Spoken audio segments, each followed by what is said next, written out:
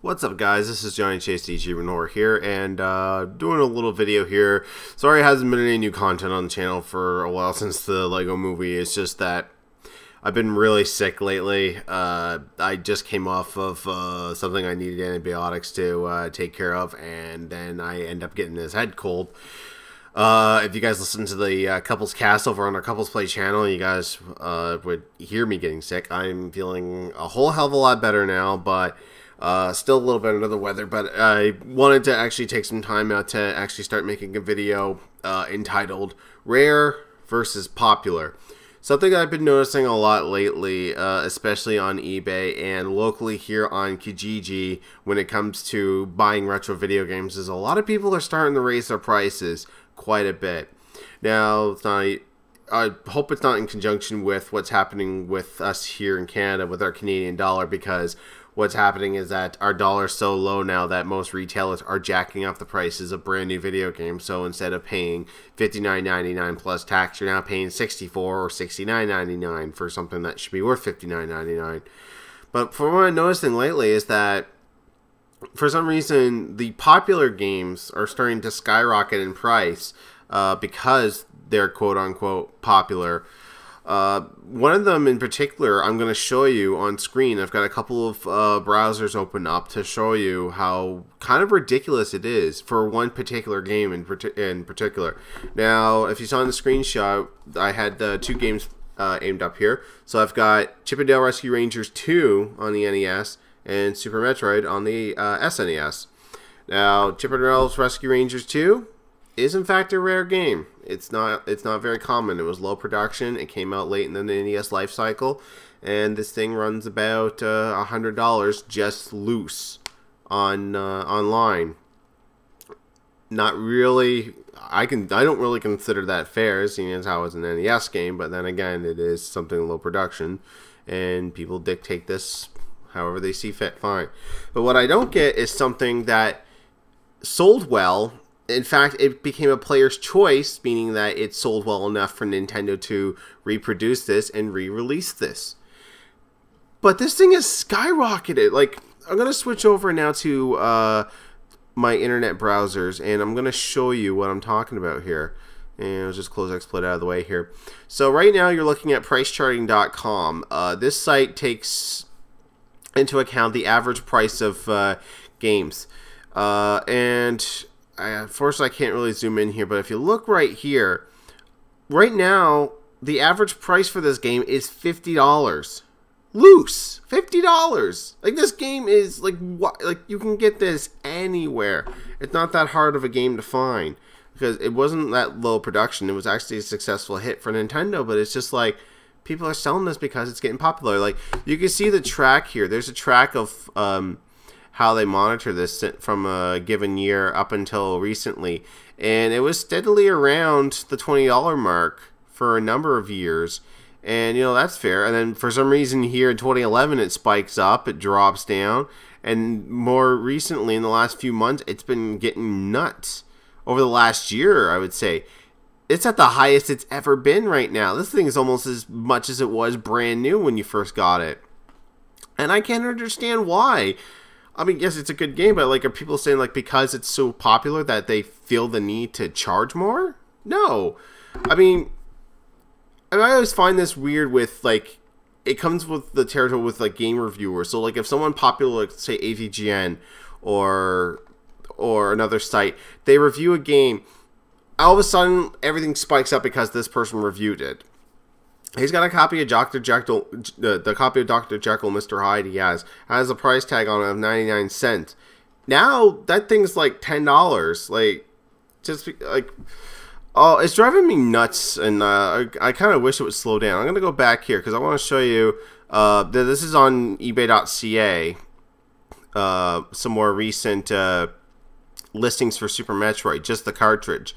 So you've got like, you know, $52.30 buy it now with $10 shipping. There's a current auction going on right now. It's up to $41.21 with $16.49 shipping. There's one $61.19, $32 shipping. Like, what are you shipping these things in? Like, I don't know if you can see in the middle corner here. Like, there's like bubble wrap. This came with my, don't know if this was sort of my Lego guy or this came in the other thing, but like, I could almost fit that in here. You put this in a postage envelope, that's fine. Why do you need to charge $32 for shipping? I'll tell you why. It's because eBay takes a portion of auctions just from the auction price itself. It doesn't take it away from shipping. So a lot of people charge more for shipping just to, you know, make up the difference. Yeah, I didn't see this auction. This is actually pretty good. Super Star Wars, Star Fox, and Super Metroid Player's Choice with a torn label. This one's only up to $33.38. But you know, like, come on, like loose copies should not be going for $50.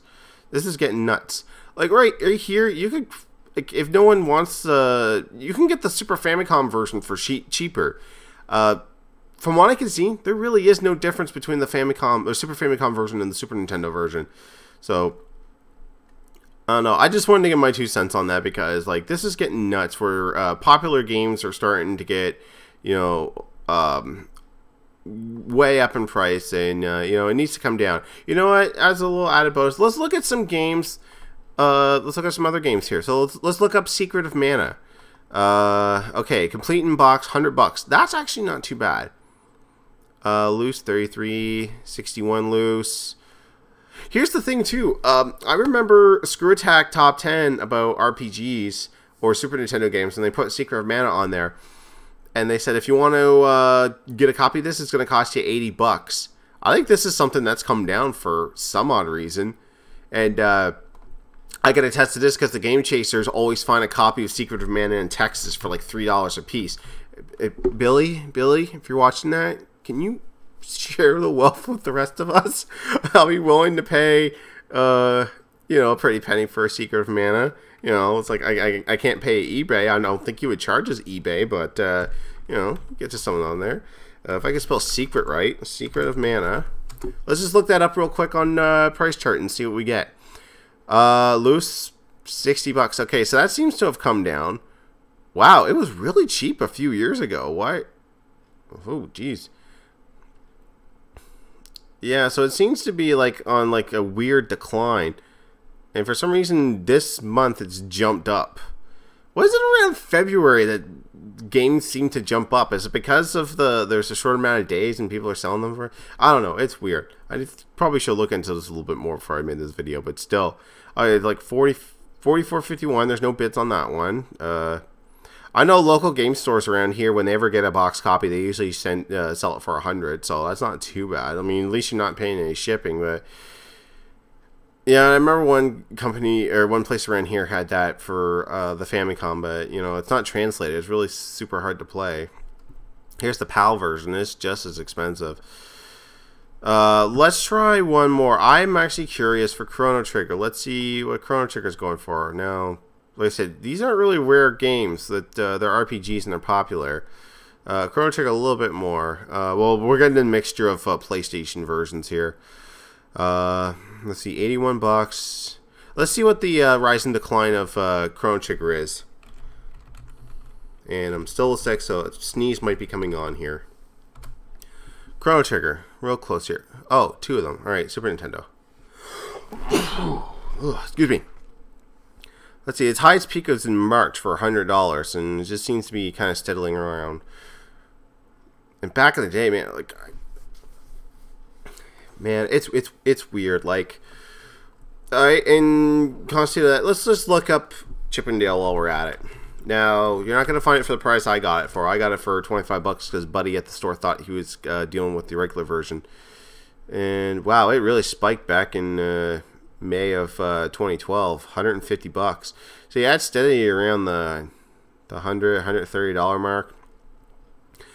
So yeah, that's just basically my thoughts on rare versus popular.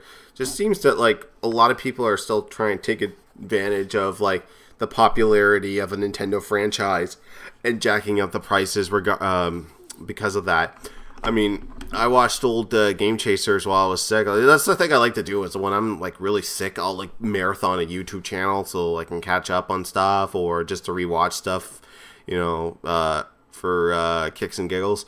And watching them with their Mario 3, $30. Like, seriously, some people are just like trying to really take advantage of people that are just starting to get into retro gaming, and it needs to stop. I mean, I think though that like everyone out there, if you really want a copy of Super Metroid, you know, just go hunting for it on your own accord. Maybe we can get some of these people that are putting these ads up to realize, hey, I'm not gonna get $50 for this game. Maybe I should lower it. Oh, I'm not gonna get 40. Oh, maybe I'll lower it some more. Let's get the prices lowered so that everyone can enjoy it. I mean, I got mine at a pawn shop for $10. Because I was lucky enough to be there with this guy selling his Super Nintendo and games, and I just sat there like a hawk, and I looked at the cashier who knows me kind of now as a guy who likes to collect retro, and I was like, as soon as you put those in your system, I want them. So he was nice enough to sell them to me for $10 a piece, so I'm happy with that. Anyways, guys, I'm going to try and get a little bit better so I can actually make real videos instead of ones on webcam and with XSplit. So you guys take care, and I'll see you next time.